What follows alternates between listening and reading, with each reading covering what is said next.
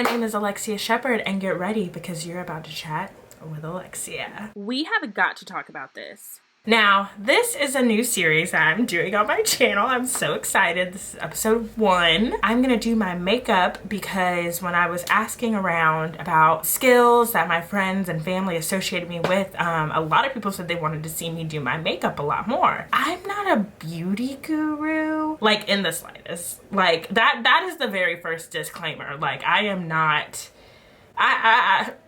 I don't claim to be good at that kind of thing. I just know what makes my face look okay.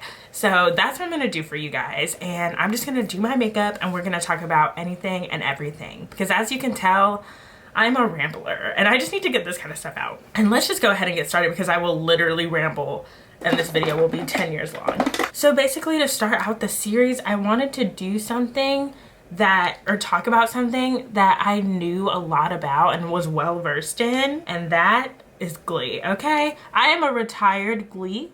I even wore my shirt from the limited edition Forever 21 collab they did with Glee in like what, 2012, 2011? It was a long time ago. You deserve a veteran's discount if you remember that collab. I was like ecstatic when it came out. I don't even remember the other clothes in there. I'll have to like pop some on the screen. I was a major Glee. I remember one day, picture it, in middle school, circa 2010, me and my friend, we'll call her Ashley because like it's not that we like fell out, we just don't talk anymore, and she probably doesn't even know that this channel exists. So I'm gonna leave her real name out of it. We were in our like homeroom class in middle school and she had this magazine, and I guess Glee had did a spread, like a whole little spread to promote their second season. And she brought it and she was like, Alexia, like you would love this show. And I was like, what show? And she showed me and I was like, huh, like this is like a little bit weird, but I'm into it. But that was just the magazine. So like I hadn't seen the show just yet. I watched it when I went home and I was obsessed, you guys.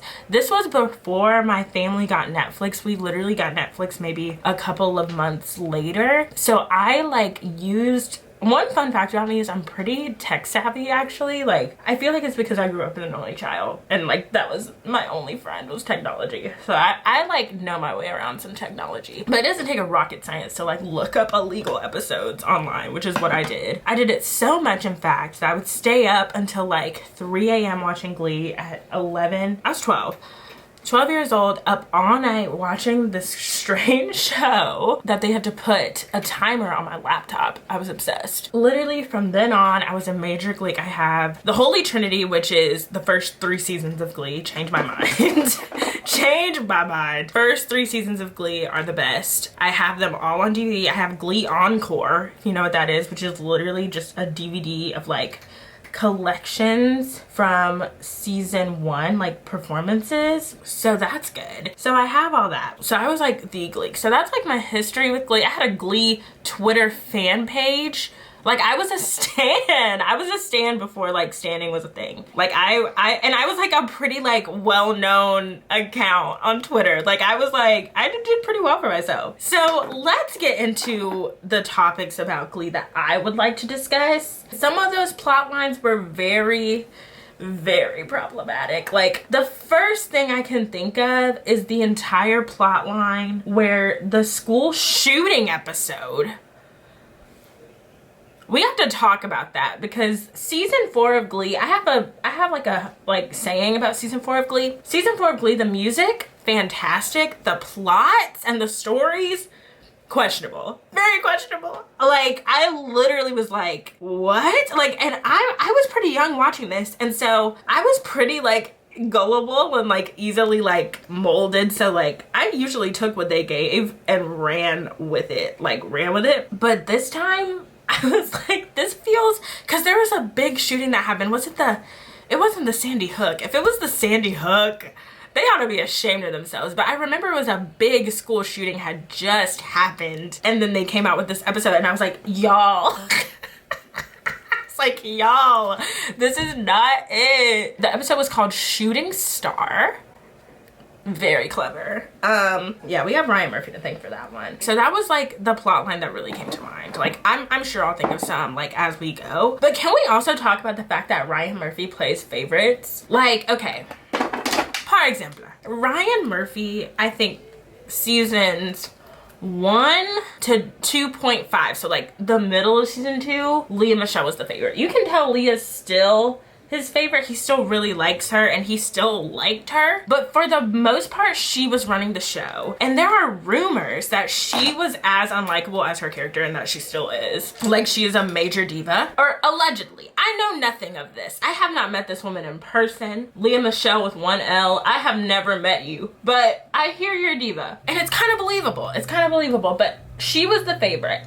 And then you can tell once season 2.5, which they easily start using better cameras. Like, if you look at season 2, like the last episode before the Super Bowl season, or the Super Bowl episode, and then the first, like, then the Super Bowl episode, those cameras are different. That budget went up. She was the favorite. And then you've got Naya, who's kind of swooped in out of nowhere. Like, I don't know what she did. I don't know if she gave him like a really nice fruit basket.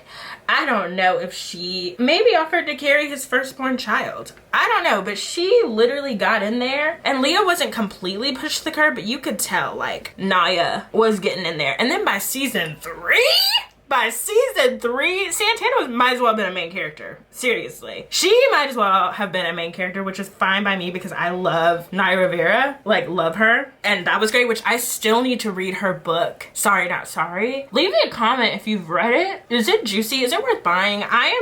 We're all in the house. I ain't got nothing to do. I'm gonna read it if I get a chance. Also, okay, got a bit of an angle here. I've got something that I've been wanting to talk about for a long time. I haven't really talked about it with other past retired gleeks. Hold on one second.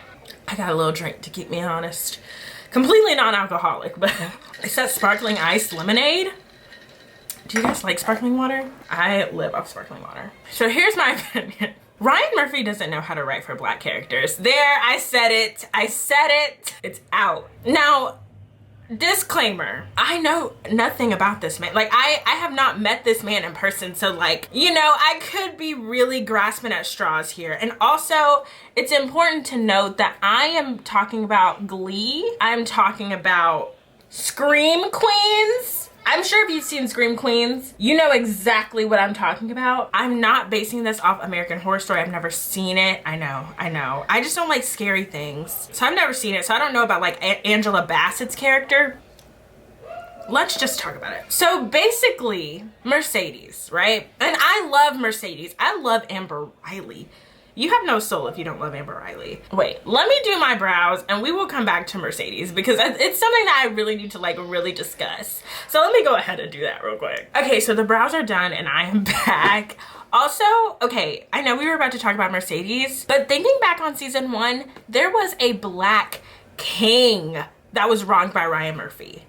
Matt. Do you guys remember Matt? Like, I always thought that was their biggest mistake was bleh. I'm getting angry. I always thought that was their biggest mistake, getting rid of Matt. We knew nothing about Matt while we had him. All we knew was that Matt and Mike Chang were besties because they were always attached at the hip. It wasn't even said that they were besties. Like, we just had to assume because they kind of banked in the most time together. And then after Matt, it was kind of implied, or after Mike Chang, it was kind of implied that him and Santana were dating at one point, because you remember when they're like, okay, if the boys walk in at 12 noon or 3 o'clock or at some point, like whenever football practice was about to start, if they walk in at that time, then they choose the Glee Club. And then you see Mike and Matt like come in and they've chosen the Glee Club. Santana runs to Matt and like, I guess Brittany was dating Mike Chang, now that I think about it. That's really all we knew. I mean, they could have been like best friends. I mean, we know how the situation with men ends up for Santana. Like, we know how that turns out. But at the time, I was like, I mean, that's really all we knew about him. And then we never got another Black man in Glee Club. I mean, we got Jake. We did get Jake. But I felt like Jake's whole thing was he was like the knockoff Puck. I felt like that was his whole thing. Jake didn't even get his own distinct character. Like, Jake could dance. Jake treated Marley terribly. He didn't get anybody pregnant, so that was like, you know, a plus. But at the same time, time. That was really all we got of Jake. I just wanted another black man character in there who didn't really have like the weights of another character influencing the entire personality of that character, because I really felt like they took the Puck's brother thing and ran. And then let's move on to Queen Mercedes, who was treated so wrong. And I'm really especially focusing on like seasons 1 and 2 because Ryan wrote the most episodes for that. And I'm seeing patterns with Scream Queens, which we will talk about in a second. You know, Ryan puts in Mercedes. And at the beginning, I forgave it, like, because watching it back, you're like, ooh. But I forgave it as like, okay, like they're all entering as these stereotypes. Like Rachel was the Jewish American princess stereotype. Kurt was the gay stereotype. Tina was the Asian goth stereotype, which can we get rid of that trope? Because I feel like in popular media, every time an Asian girl's on screen, she always has like a streak of blue or something. And I'm like, why can't they just be themselves? Like, I feel like it's like an overused trope, and like if I'm like out of line, like please tell me, but I just feel like it's kind of BS. Like they don't have to be like, they don't have to have like a blue streak in their hair to make them interesting. I feel like that's kind of what was going off of that. But again, I was like, okay, stereotypes. And then of course Mercedes was like the black girl soulful singer stereotype. So I was like, okay, yeah, like we're taking these stereotypes, we're breaking them down. Oh, sorry, my light went out. Okay, we back. Slowly but surely that's what happened. Like everyone's stereotypes got broken down. Everybody's basically got broken down. Like I felt like Kurt went to play football. Artie joins the football team, so he's not a nerd anymore. Tina was faking a stutter because she was actually really shy and blah, blah, blah. It doesn't excuse the blue hair, but still. But I felt like Mercedes never did. And I felt like that was really, he was like going off of that being funny. And I know what you're thinking. Alexia, it was 2009 when Glee came out. Like, surely that's like, that was like acceptable back then, which questionable logic. But like, surely recently he hasn't done anything like that. Did y'all see Scream Queens? So Scream Queens came out in what, 2015? When Scream Queens came out, I was so excited because I really do love Ryan Murphy stuff. Like, I really do. I just don't think he knows how to write for black characters. I really don't. Like, I really do love his stuff. But at the same time, my point will be proven. Also, I know I'm not the best at eyeshadow, y'all. Like, I'm literally sitting here trying to decide what to do, and like, I'm scared because it's on camera, and I'm like, they're gonna find out I'm a phony. I really do love his stuff, like, truly. But, you know, when you see it, you see it. And you gotta call it out. Scream Queens was coming out. I was very excited. It looked really cool. Ariana Grande was in it, like, for a little bit. I was excited. Like, I was lit. I was ready. I was ready to see like what he was coming up with, because I know he's a horror fan and this wasn't gonna be like scary like American Horror Story. So I was like, oh, I can watch this. As soon as Keke Palmer's character, what was her name? Her name was Zayday Williams, which, okay, at first I was like, okay, I know that the things she was saying are valid in people's lives, and people do live their lives that way.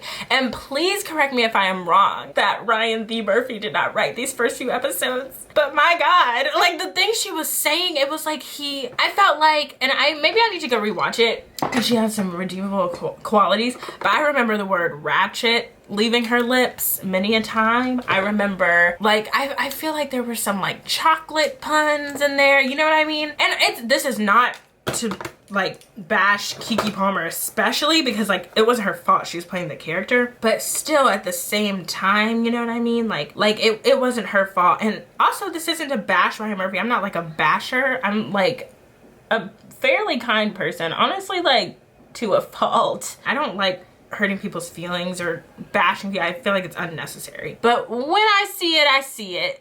Okay, and I want to know if I'm the only one that had those thoughts about how he writes black characters, because even, okay, and let me tell y'all, okay, I do love, and I never saw like Nip Tuck or like Popular, what's it called, Popular or Popular Girls? His other shows, like before Glee too. Like, I'm solely basing this off of Glee and Scream Queens, let that be said. But what I saw, it just like, I just felt like they needed more dimension. And even as Mercedes went on, like, I felt like her character didn't really get that much treatment. Like, she got the relationship with Sam, but they dragged that on for like years. And I know it, like, they dragged Finchel on for years, but I feel like Finchel was in like a will they won't they, and like they both had other storylines going on. But like Mercedes, all she really got was Sam, and then I know she got a record deal in LA, but I don't even remember, like, I think her album came out. Her album came out, right? I really think it did. It had to have come out, right? Those were my thoughts on Mercedes. But now, okay, my favorite Glee couple, Klaine. Klaine. I loved Klaine since Teenage Dream, the first Teenage Dream, not what I deemed the cheating Teenage Dream. That's when I started loving Klaine, and I think I started hating Klaine when they started making Blaine and Kurt like cheat on each other, just because I felt like they were kind of bored with the characters. And I am not a writer, okay? I'm not a writer. Like, if I can disclaim anything throughout this entire series I'm doing, I am not qualified. I like to talk about things, but like, I'm not a writer, so it's not like my opinion matters to them. Like, if they ever see this, like, don't take it personal. But I just hated it when they started making it all Klaine can do is cheat and blah blah blah blah blah. But I really loved Klaine, and I remember whenever they were doing Glee Live, it was the second year of Glee Live, which I never got to go see because they never came to the South. And I get it, because like they probably didn't have as big a fan base as they did like in other places. Like, they literally went out of the country before coming to the South. And I remember the second year my mom was like, I mean, if they come down to the South, like, she didn't even say like Georgia, Florida, Tennessee. She just said the South. They could have went to Texas and we would have gone to see them, but they never came. Like, they never came down here. So I never got to see them like live. Saddest thing ever. I do have the movie on DVD though, and I did see it in theaters. Y'all, I was that Gleek, y'all. Like, I loved it. It truly was my only personality trait at the time. I had to be like the second to last night. Twitter was a buzz because Klaine kissed on stage and so did Britannia. Everybody was like living. It was the best time. But I remember that really well. And I also feel like, okay, the most underrated musical talent. What do you guys think?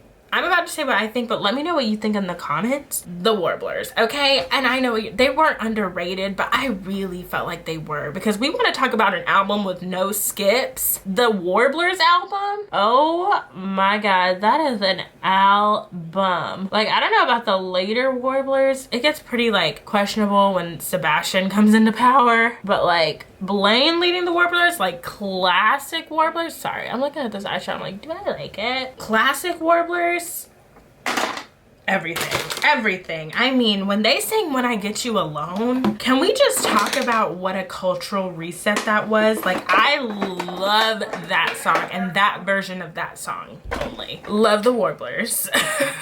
But overall, like, there's a reason why I was a Glee fan. Like, I really did love it despite its questionable tendencies. It introduced me to a lot of music that I would not have heard otherwise. Some of my favorite songs. One, y'all remember when she sings One? Okay, that was another, I mean, it's not really a problematic because he's trying to tell her like, oh, my friend that's paralyzed has it worse than you and your lost voice. So that's not that problematic. It just kind of made me feel a little weird. Obviously, like River Deep Mountain High, classic. I feel like I might get stoned for this, like people might stone me, but I actually really love the Glee version of Bohemian Rhapsody. I just do. Like, I love the Queen version, obviously, but the Glee version slaps. So I can't find the lip liner, which is literally making me tweak. Y'all don't understand, like, I love that lip liner. I just feel like I'm really nervous. Like, this is my first episode of this and I'm just like really nervous. So I'm just gonna end it with like a little lip gloss. And this is the setting spray. I feel like this is my first episode and my makeup came out like trash. But regardless, we're confident, we're feeling fine. So that's the end of the very first chatting with Lexi, you guys. I'm so nervous even still. I really hope you guys like this. Feel free to request like topics. Literally, I'll do anything and everything. Just suggest what you think, and even if you're thinking she's not gonna do this, she'll do it.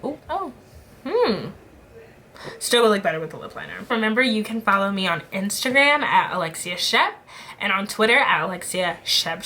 You can also follow me on TikTok at Alexia Shep. And if you haven't subscribed yet, please subscribe and join my flock. We are We are soon to be a very tight-knit community. Flock is the name that I'm gonna give my subscribers because like I'm Shepherd, they're the, you get it. It's probably lame, but like that's just me. Remember, you're a doll and the shepherds are led by the stars. I'll see you in my next video. Bye!